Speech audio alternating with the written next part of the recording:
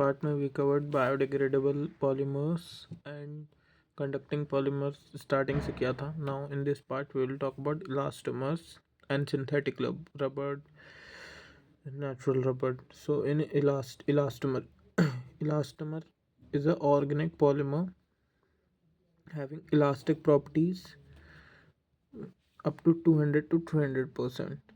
Okay. Why? Because it is coiled structure. Elastomer are classified into two parts: natural rubber and synthetic rubber. Example of natural rubber is polyisoprene, and synthetic rubber is buna and buna-S neoprene. अब polyisoprene कैसे बनेगा? The monomer unit for polyisoprene is isoprene. Isoprene कैसे बनेगा? Buta 1,3-डाइन बनाया, 1,3-डाइन बनाया, CH2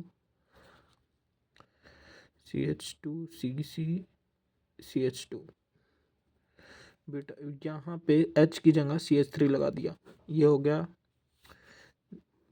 isoprene. Okay. Now it is a type of addition polymerization.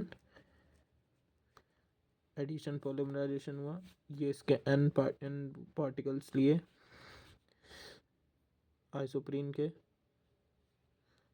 और जहाँ जहाँ डबल बॉन्ड है वहाँ वहाँ सिंगल, और जहाँ जहाँ सिंगल बॉन्ड है वहाँ वहाँ डबल बॉन्ड. ये बन गया पॉली आइसोप्रीन.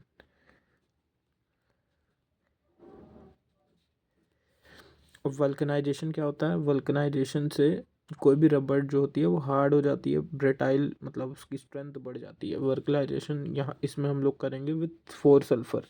दो पॉली आइसोप्रीन बनाए, 4 सल्फर, जो यहाँ पे बीच में डबल बॉन्ड है वो तोड़ के बीच में एस के स्क्वायर टाइप बना दिया. ये हो गया नेचुरल रबर. अब सिंथेटिक रबर की बात करेंगे. सिंथेटिक रबर में first is Buna N. Buna N is nitrile rubber.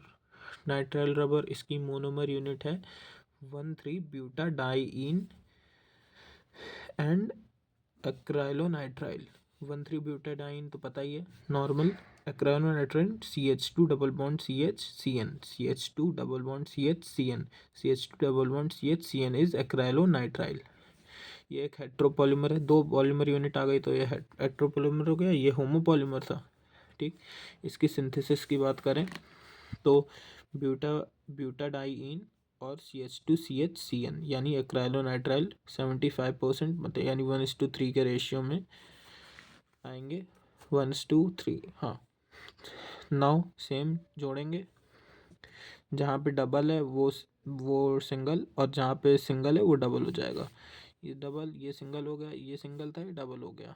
जब इसमें जोड़ेंगे तो सिंगल सिंगल से जोड़ देंगे.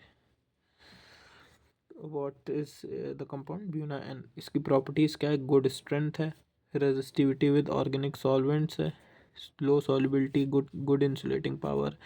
Application fuel tanks, ceramic articles, paper, textile industry, decorative material, बहुत सारी. नाउ स्टेराइन रबर और ब्यूना एस की बात करते हैं. मोनोमर यूनिट वही ब्यूटा 1,3-डाइईन और स्टीरीन बेंजीन के ऊपर CH double bond CH2. Type क्या है? हेट्रोपॉलीमर. दो पॉलीमर आ गया, हेट्रोपॉलीमर हो गया. सिंथेसिस कैसे करेंगे? दोनों को मिला दिया, वही सेम. जहाँ डबल बॉन्ड है वहाँ सिंगल बॉन्ड, जहाँ सिंगल बॉन्ड है वहाँ डबल बॉन्ड बन गई पॉलीस्टाइरीन. इसकी प्रॉपर्टीज़ क्या है? नेचुरल रबर की तरह होती है. Shoe sole, motorcycle, toys, floor tiles, cable, ये सब बनाया. Now will talk about third type, which is neoprene. Neoprene को पॉलीक्लोरोप्रीन भी बोलते हैं. Monomer unit is chloroprene. Chloroprene क्या है? ब्यूटा 1,3-डाइईन बनाया, फिर यहाँ पे H की जगह Cl कर दिया. जैसे आइसोप्रीन में यहाँ CH3 कर रहे थे, यहाँ Cl कर दिया, तो ये हो गया नियोप्रीन क्लोरोप्रीन. ये होमोपॉलीमर है, यानी इसी पॉलीमर से हम लोग पूरा बना देंगे. स्कैन पॉलीमर लिए, जहाँ डबल बॉन्ड है वहाँ सिंगल किया, जहाँ सिंगल है वहाँ डबल किया, ब्रैकेट में बंद करके एन कर दिया, ये बन गया पॉलीक्लोरोप्रीन. प्रॉपर्टीज़ क्या है? रेजिस्टिविटी विद ऑर्गेनिक सॉल्वेंट्स अच्छी है, good insulating power, good tensile strength. Application क्या है? Belt, sole, mouse pads, coating, adhesive में भी यूज़ होता है.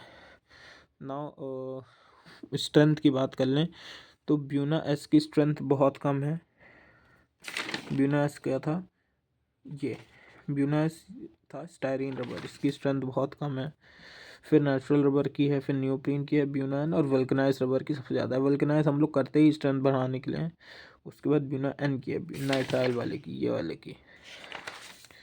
फिर नियो की है, नेचुरल की, ब्यूना एस की सबसे कम स्ट्रेंथ है।